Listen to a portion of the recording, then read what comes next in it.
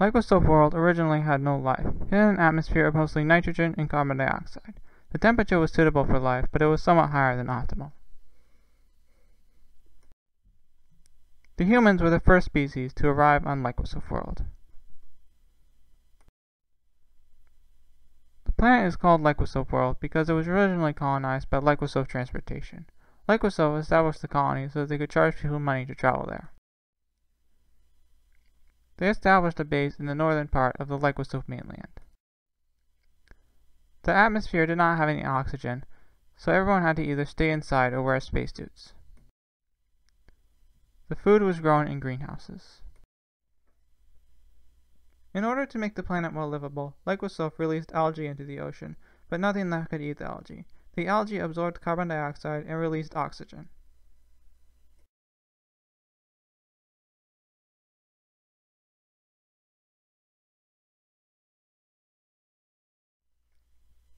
Nothing could eat the algae, so when it died, it sank to the bottom of the ocean. The algae released a large amount of oxygen, but it still took a long time for the planet to become livable. Meanwhile, Terraforming space lines established a colony on a different continent, which they named Plimica. Terraforming was owned by another intelligent species known as the Plymals. The Liquasoaf mainland contained more humans, and Plimica contained more Plymals, but both continents contained both humans and Plymals. Many people did not like that the planet was governed by private companies. The United Planets therefore declared that a democratic government should be established on Liquasoaf World. Liquasoaf and Terraforming agreed because they wanted to avoid bad publicity. Eventually, the planet had enough oxygen for people to live outside.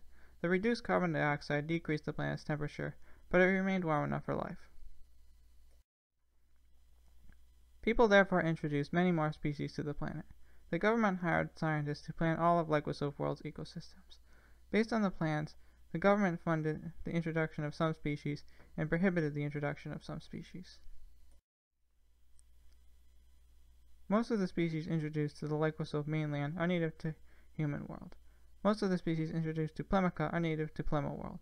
Southern Liquasoaf World contains organisms from multiple planets.